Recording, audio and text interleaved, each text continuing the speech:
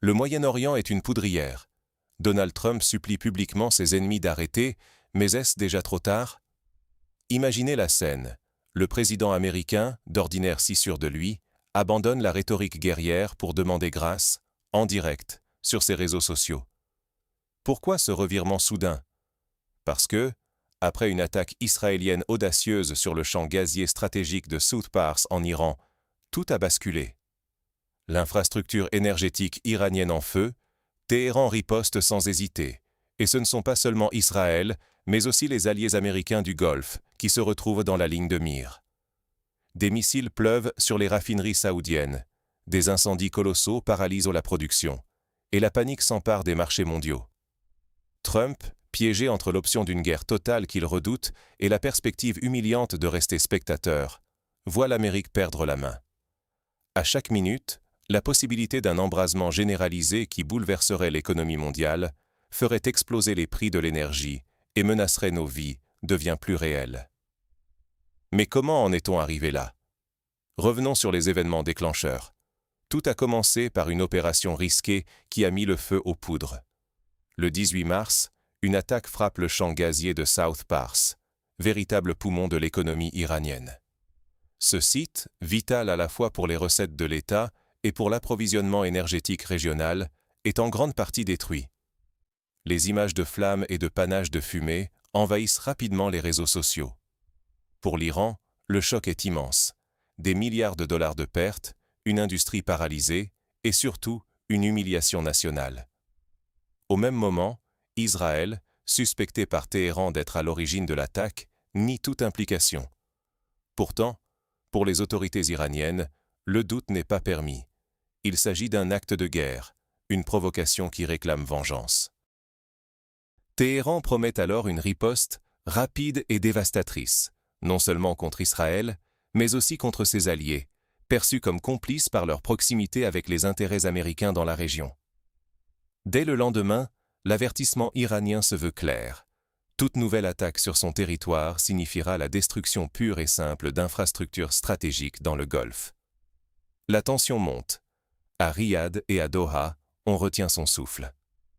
Les alliés des États-Unis, Arabie saoudite et Qatar en tête, deviennent des cibles prioritaires. La peur d'un embrasement régional grandit d'heure en heure, car la stabilité énergétique mondiale repose en grande partie sur ces réseaux. En touchant South Pars, on ne s'attaque pas seulement à l'Iran, mais à une pièce maîtresse de l'équilibre mondial du gaz et du pétrole.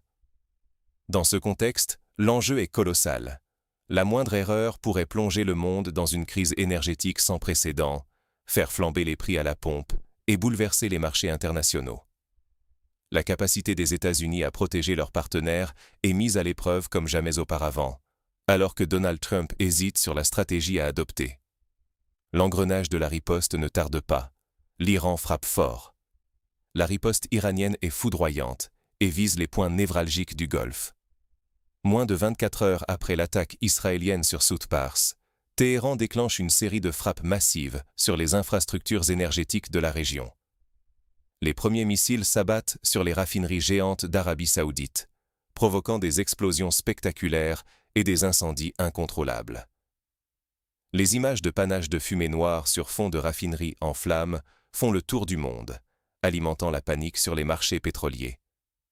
Mais l'offensive la plus marquante vise le Qatar, allié clé des États-Unis dans la région. Ras Laffan, le cœur industriel du pays et plus grand centre mondial de traitement de gaz naturel liquéfié, est frappé de plein fouet. Les dégâts sont considérables.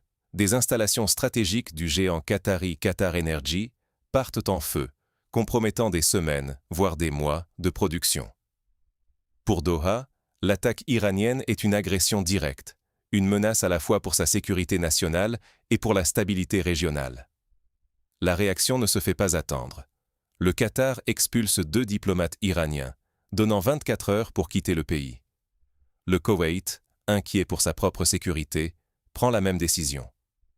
Dans le Golfe, la stupeur domine. Les alliés des États-Unis se sentent trahis, abandonnés face à la violence de la riposte iranienne. La confiance envers Washington s'effrite à vue d'œil. Comment croire encore à la protection américaine, quand l'escalade atteint un tel degré et que la Maison-Blanche hésite à intervenir franchement? Le sentiment de vulnérabilité est partout. On murmure que les alliances traditionnelles pourraient ne pas survivre à cette crise. Pour les États-Unis, c'est un véritable séisme géopolitique. L'ordre régional, déjà fragile, menace de s'effondrer. L'incapacité de Washington à protéger ses partenaires expose au grand jour la fragilité des équilibres existants et ouvre la porte à l'émergence de nouveaux rapports de force. Pour vous, spectateurs, les répercussions sont directes, hausse immédiate des prix de l'énergie, instabilité financière, risques sécuritaires accrus. Un engrenage infernal qui semble désormais impossible à enrayer. Dans ce climat chaotique, tous les regards se tournent vers Donald Trump. L'ancien président tente alors une manœuvre inédite qui va bouleverser la suite des événements. Trump est acculé, chaque option semble fatale. Face à la tempête, il tente le tout pour le tout. À la télévision, il multiplie les déclarations contradictoires, dénonce l'escalade tout en rappelant le droit à la défense de ses alliés. Mais dans les coulisses, tout s'effondre. Le Wall Street Journal lâche une bombe. Selon des sources américaines, Trump était non seulement informé de l'attaque israélienne sur South Park, mais il l'a tacitement approuvée. Immédiatement, le récit change. Trump, loin d'être simple spectateur, aurait délibérément joué avec le feu. Pour l'Iran, toutes les lignes rouges sont franchies. Après la mort d'Ali Larijani, une figure clé de leur sécurité, les dirigeants n'ont plus la moindre retenue. Les représailles iraniennes sur les infrastructures du Golfe ne sont plus de simples avertissements, mais des frappes stratégiques, pensées pour faire mal et envoyer un message clair. L'ère où le pétrole et le gaz du Moyen-Orient coulaient sans entrave est révolue. Désormais, la menace d'une guerre ouverte plane non seulement sur la région, mais sur l'économie mondiale tout entière. La panique gagne les marchés. Le prix du pétrole grimpe en flèche, le gaz devient hors de prix.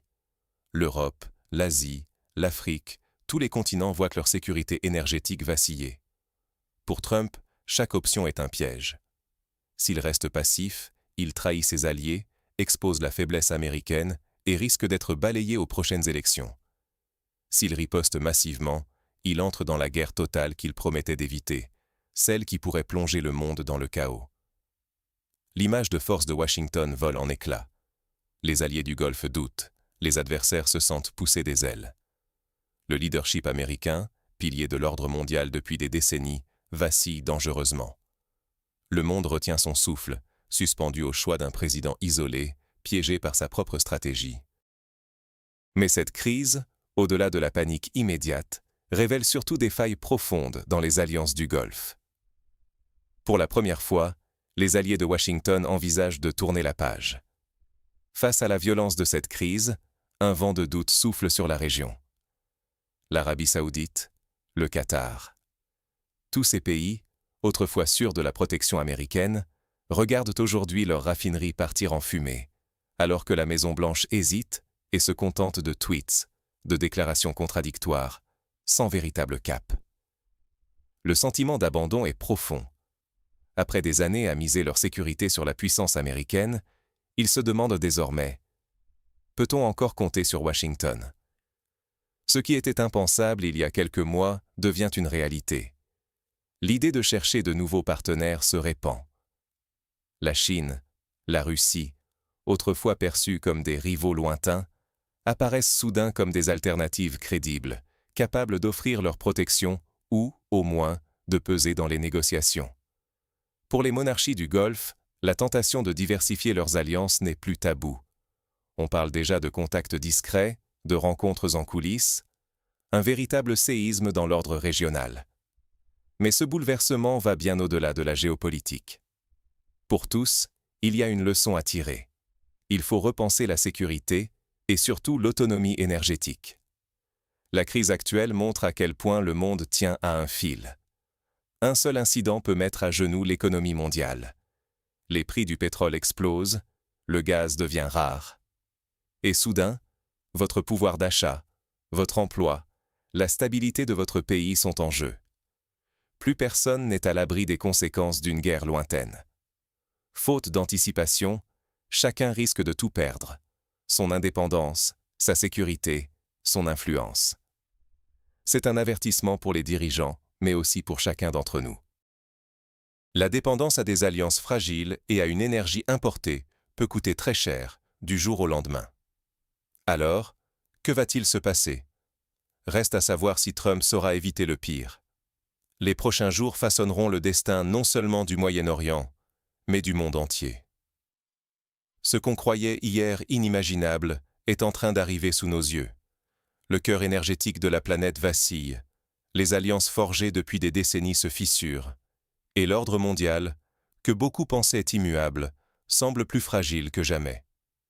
Les images du champ gazier de South Pars s'enflamment, les infrastructures stratégiques du Golfe dévastées, et la réaction en chaîne qui s'ensuit, rappellent à quel point notre monde est interconnecté et vulnérable. Par-delà les grands discours de Washington ou de Téhéran, ce sont d'abord les conséquences pour chacun de nous qui frappent l'esprit. La flambée des prix de l'énergie, une économie mondiale sous tension, et l'angoisse d'une crise qui pourrait déborder bien au-delà des frontières du Moyen-Orient. Pour la première fois depuis des décennies, une simple décision prise à des milliers de kilomètres de chez nous menace directement notre vie quotidienne, notre pouvoir d'achat, notre sécurité, notre avenir. Face à cette impasse, la posture hésitante de Donald Trump, tiraillé entre la promesse de ne plus mener de nouvelles guerres et la pression de ses alliés pour une riposte ferme, met à nu la fragilité des certitudes sur lesquelles reposait la stabilité internationale. Incapables de garantir la sécurité du Golfe, les États-Unis voient leur rôle de protecteur remis en cause, tandis que l'Iran, enhardi, affiche une détermination qui bouscule les rapports de force. Mais le plus inquiétant, c'est l'improvisation qui semble régner au sommet de la pyramide du pouvoir. Au lieu de stratégies mûrement réfléchies, ce sont l'impulsivité, la panique et la réaction à chaud qui guident les décisions, alors même que le destin de millions de personnes en dépend. Une étincelle a suffi pour mettre le feu à une poudrière, et aujourd'hui, personne ne peut prédire jusqu'où ira l'incendie. Alors, que faire devant cette incertitude? Refuser les réponses toutes faites, garder l'esprit critique, et ne pas céder à la peur ou au fatalisme. L'histoire nous montre que l'ordre mondial n'est jamais figé. Il se transforme, parfois dans la douleur, mais aussi grâce à la vigilance et à l'engagement des citoyens. Chacun de nous a un rôle à jouer, ne serait-ce qu'en restant informé, lucide et en refusant la banalisation de la guerre. Ce qui est en jeu n'est rien de moins que le statu quo mondial. Ce qui se décide en ce moment au Moyen-Orient pèsera sur nos vies à tous. Alors, restons attentifs, exigeons des réponses, et surtout, n'arrêtons jamais de nous interroger sur l'avenir que nous voulons voir émerger de cette crise. Merci d'avoir suivi cette analyse.